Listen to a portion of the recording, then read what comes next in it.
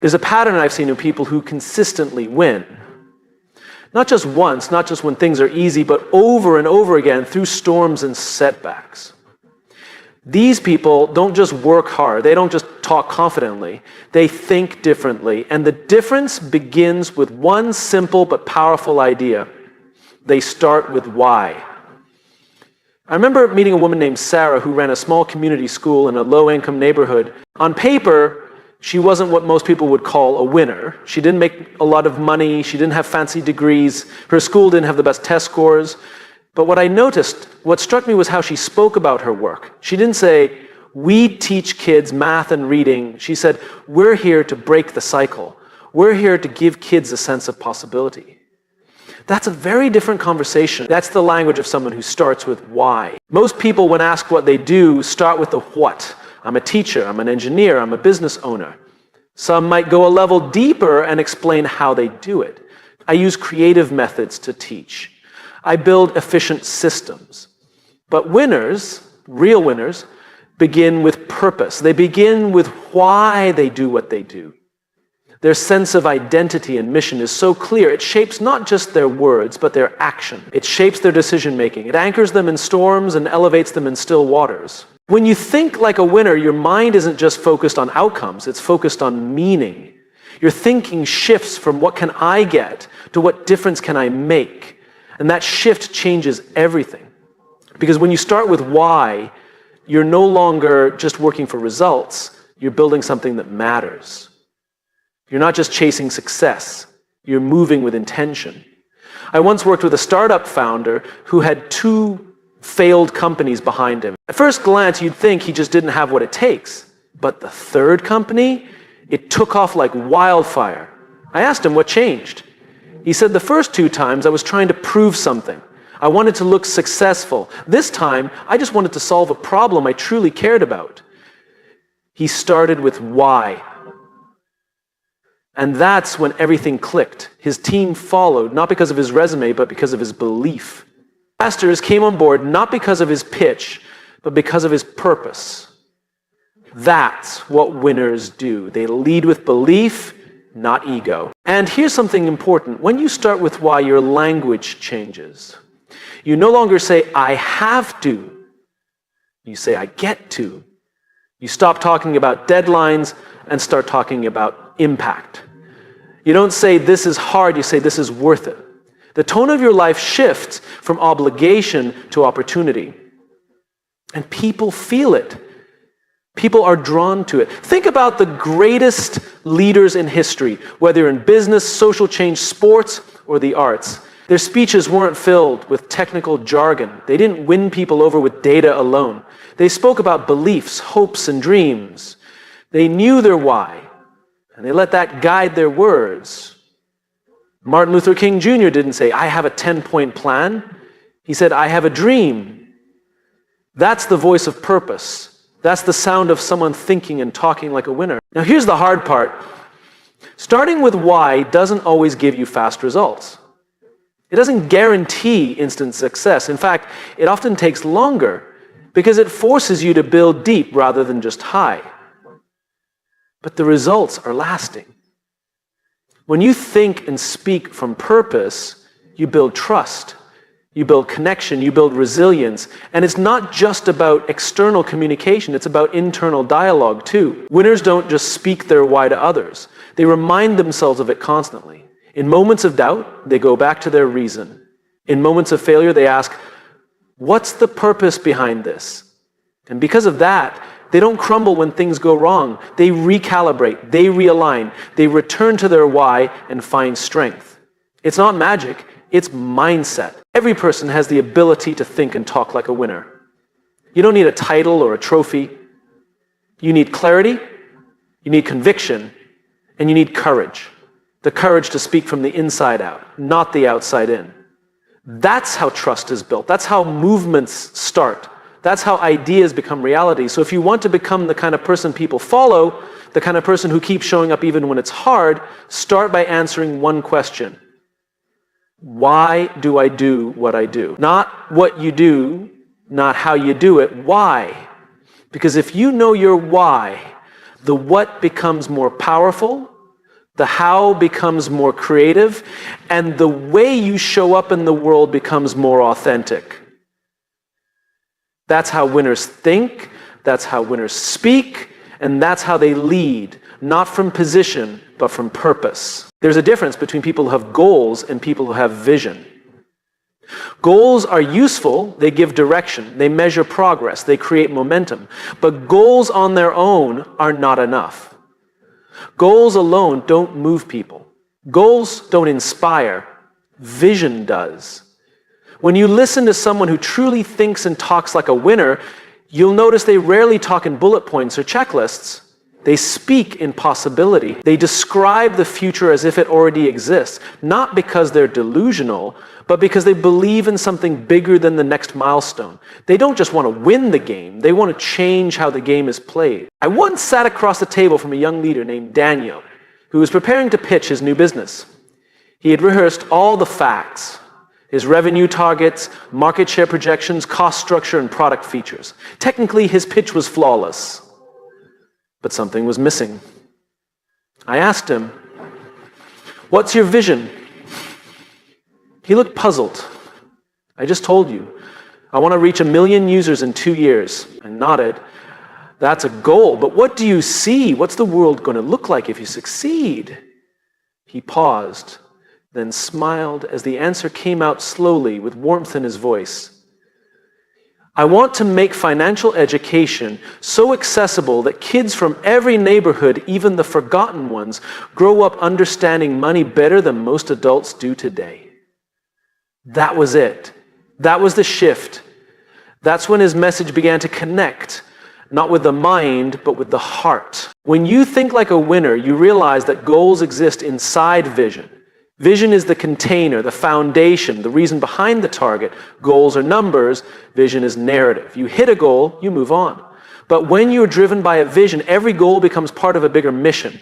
That's what gives your words power. That's what makes people want to follow you, not just fund you or hire you. We've all heard people talk about what they want to achieve. I want to earn 6 figures. I want to finish this project. I want to be promoted.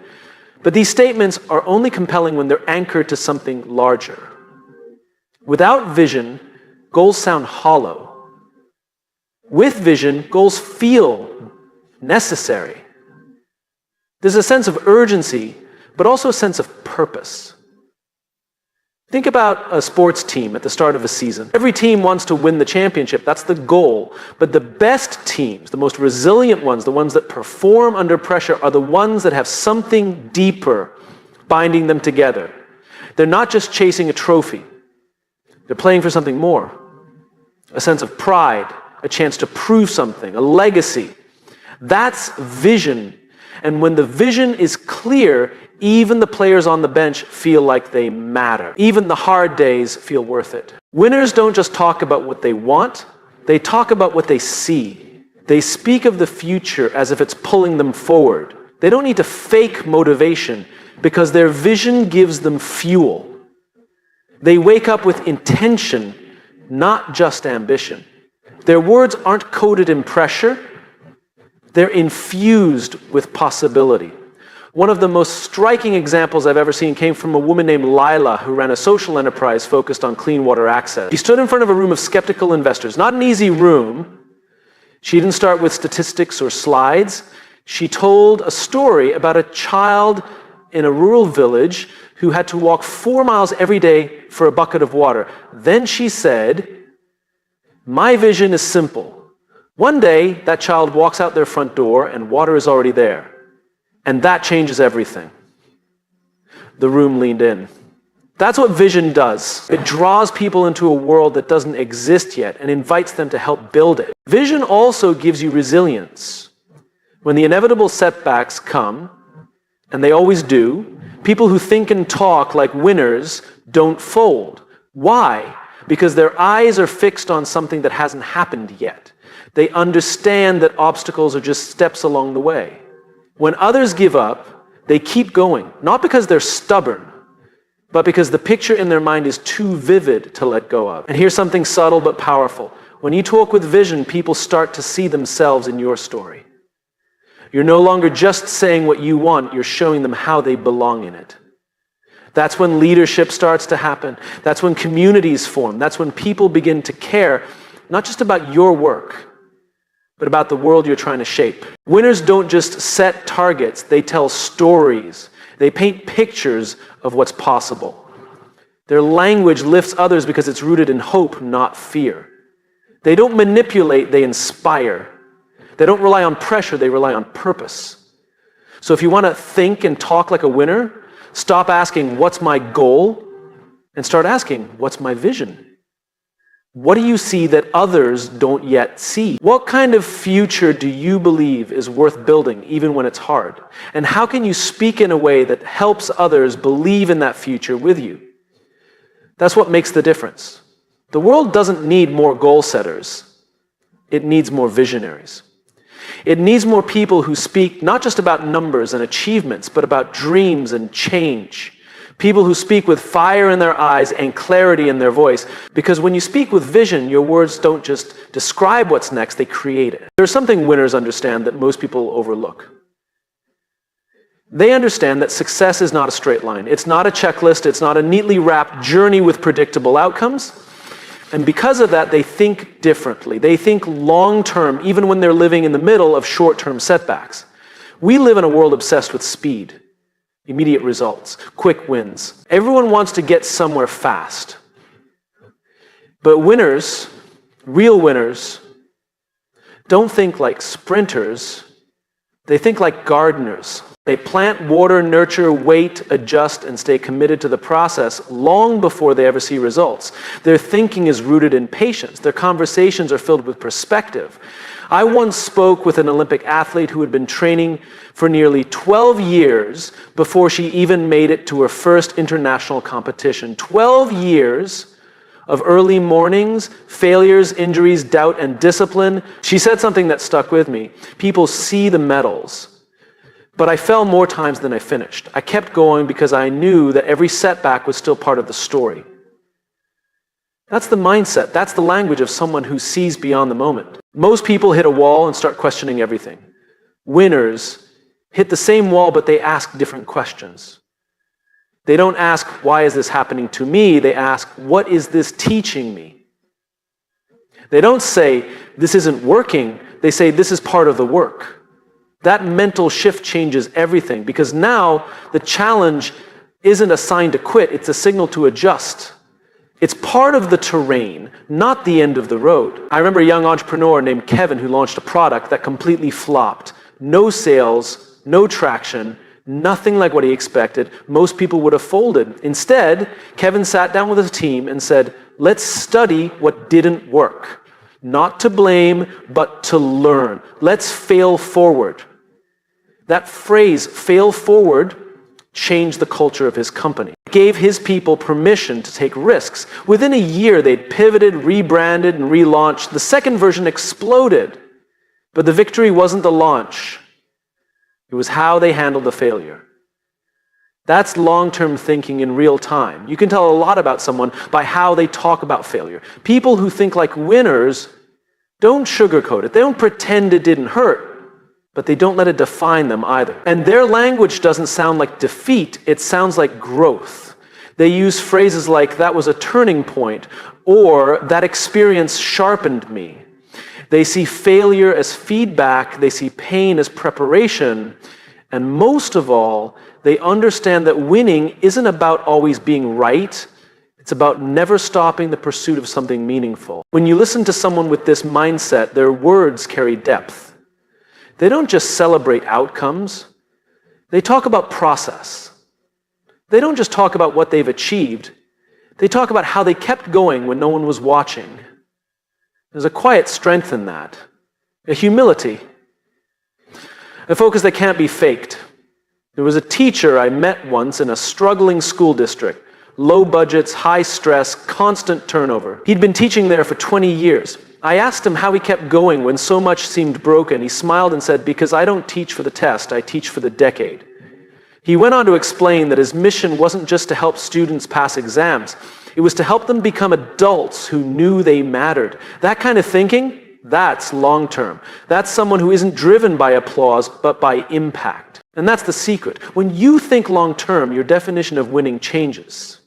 It's no longer about outperforming others. It's about outlasting fear. It's about staying true to your values, even when it would be easier to cut corners. It's about building something that lasts, not just something that looks good today. And when that's how you think, that's how you speak. Winners talk about legacy, not just leverage. They speak about principles, not just profits. They talk about building people, not just products. Their language isn't focused on what's urgent. It's focused on what's important. And that difference creates trust. People know when your words come from a deeper place. They can sense when your motivation is anchored to something beyond yourself. It's tempting to chase speed, to want it all now, to compare your timeline to someone else's highlight reel. But winners don't do that. They measure success differently, not by how fast they arrive, but by how faithfully they endure. They know that anything worth building takes time, and they speak from that place, calm, steady, resilient.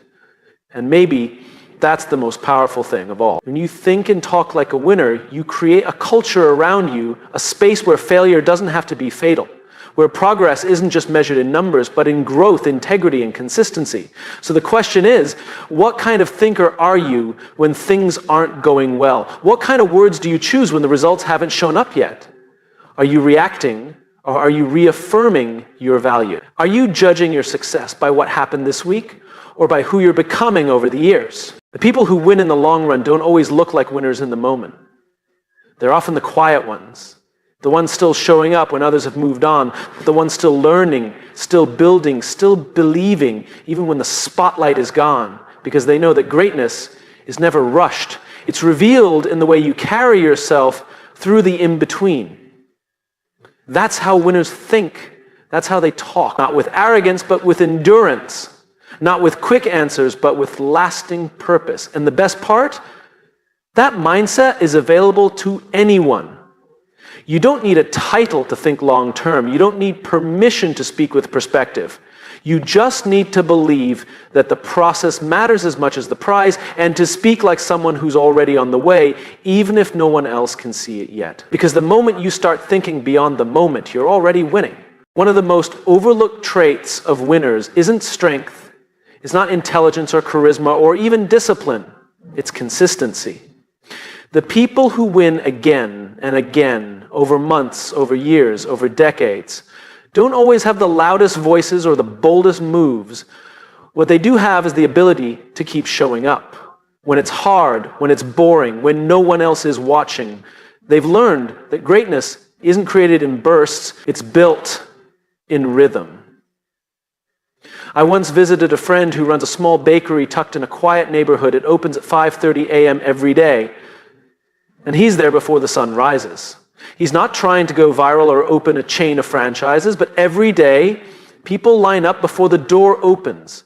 Not because he's the only one who can make good bread, but because he's the one they trust will be there. Always. His product is great, yes, but it's the consistency that's earned loyalty. He shows up. Rain or shine. That's what winners do. We live in a culture that celebrates intensity, the grand gestures, the dramatic turnarounds, the viral moments. But the truth is, winners are built in the quiet, in the repetition, in the decisions that no one sees. They don't rely on motivation, they rely on habits. They don't just promise, they prove over and over again. And that shows up in how they talk. There's a steadiness in their language. They don't make big declarations for the sake of sounding confident. They don't overpromise. They speak with alignment. They talk about progress, not perfection. Effort, not excuses. There's a tone of groundedness, not drama. You hear it in the way they describe their process. I keep chipping away at it. We're building something strong and steady. Every day matters. That's how winners think. And that's how they speak. I met a young leader recently who had just taken over a struggling team at her company.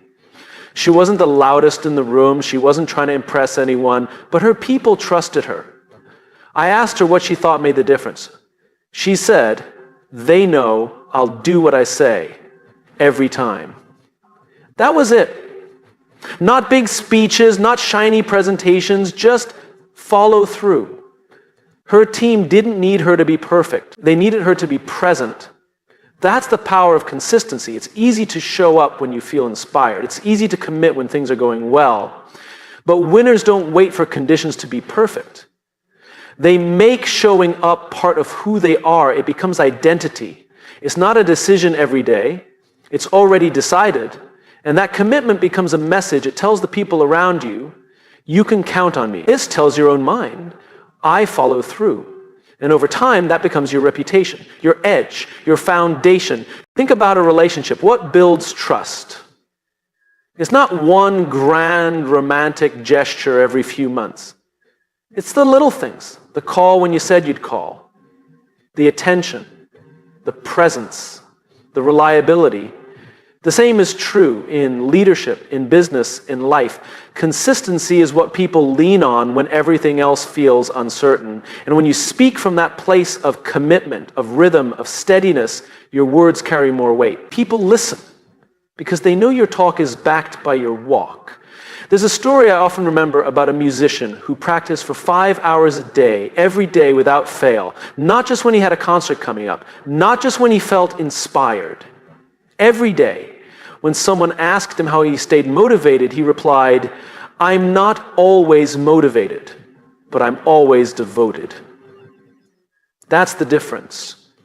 Winners build systems so they don't have to rely on feeling ready. They create consistency so that even when the spark isn't there, the fire doesn't die out. And it's not just about external discipline, it's about internal alignment. People who are consistent in their actions tend to be consistent in their words. They don't change their values to fit the room. They don't tell one story here and a different one there.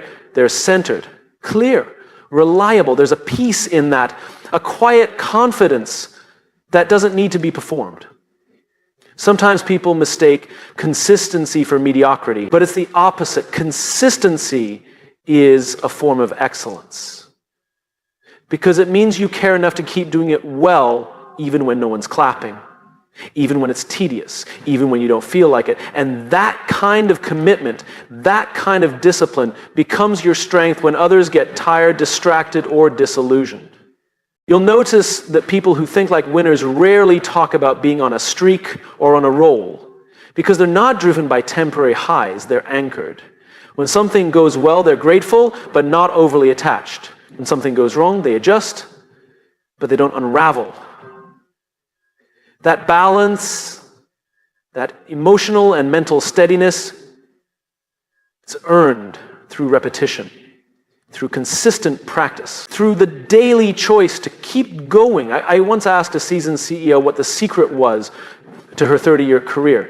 She didn't say strategy, she didn't say innovation. She said, "I just never stopped caring. And I never stopped showing up." That's it.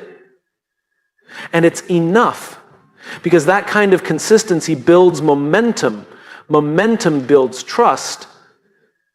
And trust builds influence that lasts. If you want to think and talk like a winner, don't just ask yourself what big move you're going to make next. Ask yourself what small move you're willing to make again and again and again. Are you willing to be the person who follows through? Are you willing to stay steady when others get distracted? Are you willing to build a reputation, not for flair, but for faithfulness? Because in the end, people may remember your high points, but they'll trust your pattern. And that's what matters. Winners don't win because of one great day. They win because of thousands of unseen, uncelebrated days where they chose to show up, do the work, keep the promise, speak the truth, and build the habit. That's how they win. And that's how you can too. Winners understand something most people don't. Words are not just tools, they are signals. Every time you speak, you're broadcasting how you see the world, how you think, what you believe, and where you're going. And more importantly, whether or not others want to go there with you. Language creates culture. It builds momentum or kills it. It brings people together or quietly drives them apart. When winners talk, there's something in their tone, in their choice of words, in their clarity that makes others lean in. It's not magic, it's alignment. Their words match their mindset. Their talk reflects their truth. A few years ago, I worked with a senior leader who inherited a toxic culture. The team was talented, but worn out, disconnected, and demoralized. In his first meeting with the department, he didn't use flashy slides or rehearse a motivational speech. He stood up and said, "I know this team has been burned before. I won't insult your intelligence by pretending one conversation will change everything. But here's what I promise. I will show up with honesty, and I will earn your trust one day at a time." That was it. That kind of language doesn't demand belief. It earns it. That's what winners do. The people we choose to follow aren't always the smartest or most charismatic. Often they're the ones who speak with clarity and conviction. They don't perform. They don't hide behind jargon. They don't sell hype. They speak with intention. They choose words that align with their values and their vision. And that trust they build, word by word, becomes their leadership capital. You can tell a lot about someone by the language they use when things go wrong. Do they blame? Do they deflect? Or do they take ownership? One of the clearest signs of a winning mindset is responsibility.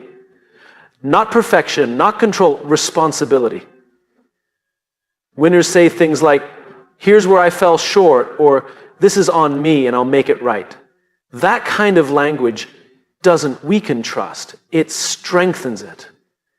It shows maturity, humility, and courage. A young athlete once told me, "I used to talk about how everyone else was holding me back, my coach, the system, the politics, but the moment I changed my language to what can I do better, everything shifted. I went from powerless to empowered."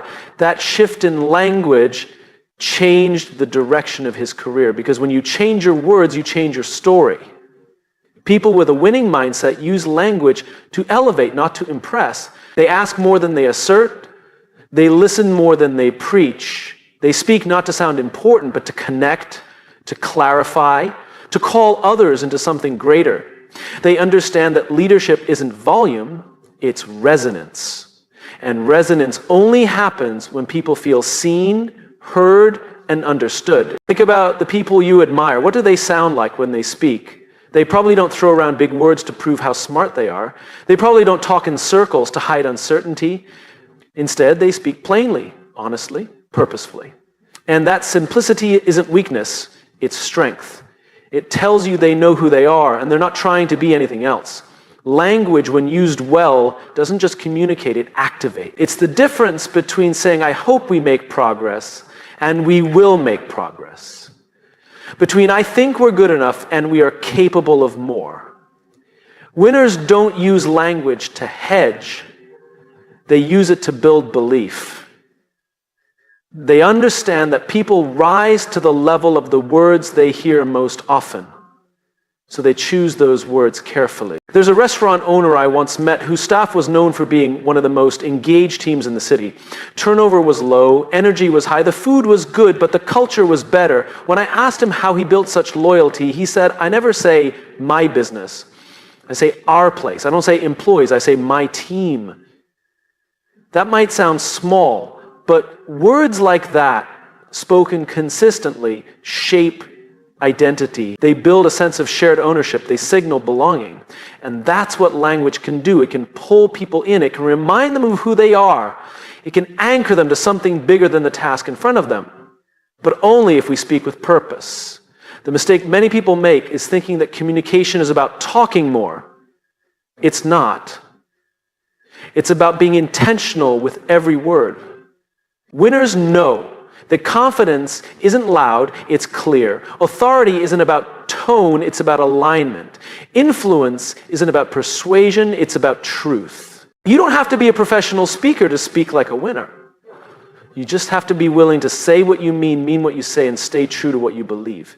Even when it's uncomfortable, especially then. And when you do that, when your words reflect your principles, your purpose, and your direction, people notice. Because clarity is magnetic. Truth is rare. And in a world full of noise, the calm voice of someone who knows who they are and what they stand for cuts through like nothing else. So ask yourself, what do your words reveal about you? Are they reactive or intentional? Are they vague or focused? Do they reflect fear or conviction? Do they pull others closer or push them away? When you think like a winner, your language becomes an extension of your mindset. You don't need to pretend, you don't need to overcompensate.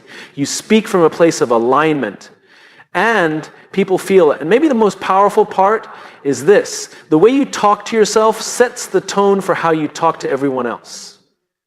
Winners are careful with their inner voice. They don't allow negativity to take root. They interrupt doubt with truth. They replace "I can't" with "I'm learning."